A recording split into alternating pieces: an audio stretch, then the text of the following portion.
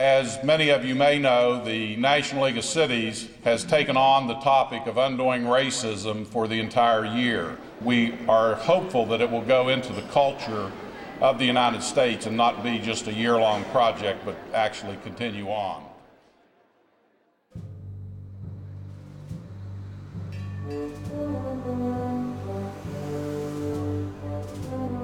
Let me ask all those in favor of Councilmember Jim Hunt of Clarksburg, West Virginia, as President of the National League of Cities, say aye. Aye. All opposed?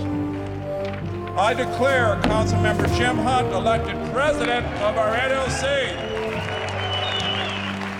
Ladies and gentlemen, please join me in acknowledging our new President of the National League of Cities. The National League of Cities has never shied away from difficult issues. We took on the issue of racism and moved the discussion forward in a way that has been felt from one side of America to the other. I believe that each and every person sitting in this room knows what an inclusive community is. However, I do believe that we need tools to accomplish our goals to become an inclusive community. We are going to give you those tools.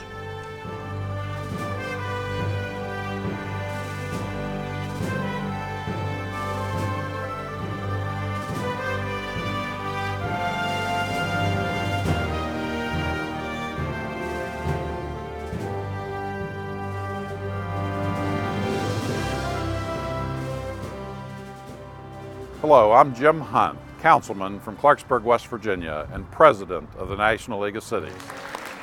We are here in Washington this week to talk to our members of Congress, face to face, without an intermediary.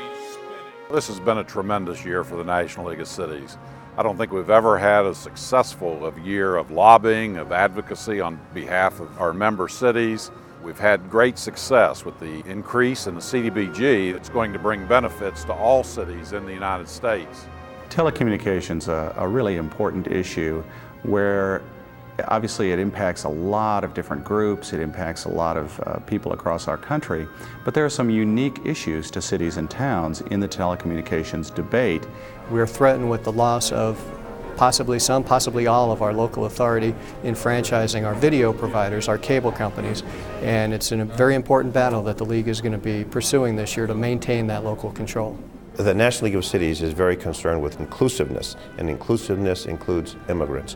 The Task Force on Immigration Reform falls in line with that. The NLC is working with Congress to come up with a comprehensive immigration reform policy. We are a big melting pot. We are all immigrants at one time or another, and that's our heritage, and I think it's something that's very important. We've also had well over 100 communities participate in the Inclusive Communities agenda. And I think one of the things that we've really emphasized is that cities do matter.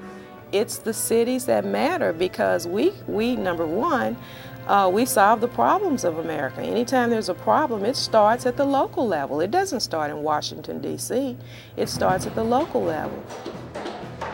The National League of Cities, of course, the word league means that cities supporting each other. And when you get into disaster relief, the National League of Cities has stepped right up and is helping us all along the Gulf Coast region. This is the program by Habitat International to help us address what is probably one of the biggest problems that all communities along the Gulf Coast region are facing, and that is housing. And we really appreciate that, and we also appreciate what the National League of Cities has done to help get this program started. Great program with a great group of people, and really makes us proud to be a part of the National League of Cities. UCLG, in essence, is the National League of Cities on a global basis. It brings together representatives from local governments from throughout the world. And one of the things that we learn in talking to our compatriots from different organizations is that some problems and some issues that we have are similar to what goes on throughout the world. We look forward to learning from you and to hearing your views on how we in the World Bank Group can work with you to improve the lives of the poor in cities across the world. I am particularly encouraged by the actions of 13 young people who are meeting this week in Washington to develop a framework to assist their communities in becoming more inclusive. It is so hard for us adults to move beyond our station, to move beyond the distrust and to build the relationships. But Jim Hunt and James Perkins, that's what we've done. We build a relationship and we realize that we want the same things for our communities. And I think this is just a great opportunity to introduce this at the youth level and watch it grow. It's just been a really good experience, and I think it'd be a good idea for other schools to try and model this, and it can really work, I think. Ladies and gentlemen, First Lady Laura Bush. I want to thank everyone here for serving your communities and your cities. And I especially want to acknowledge James Hunt, President of the NLC. Thank you very much, James, for your work. Children want us in their lives. And as I've witnessed all across America, each of us has the power to help America's youth. Thank you very, very much for your wonderful work. I can envision a day living in West Virginia where I see the results of what this campaign started. So it will not end in Reno, Nevada at our conference. It will not end next year or the year after, and it won't end when I leave public office, because it is the property of these communities. We as leaders of this organization have to step out and make a difference, and that's how this country will change. It changes one city at a time. We need to bring people together, that we need to be inclusive, that we need to make sure that nobody is left behind, that everybody has a chance to participate in the American dream. And that's what inclusive communities means to me. Indeed, we have a problem. It is not an insurmountable problem, but it is our problem. When we join together to solve this problem, we bring together the collective will of the greatest country that has ever existed. We find solutions in the spirit of the country that placed the man on the moon.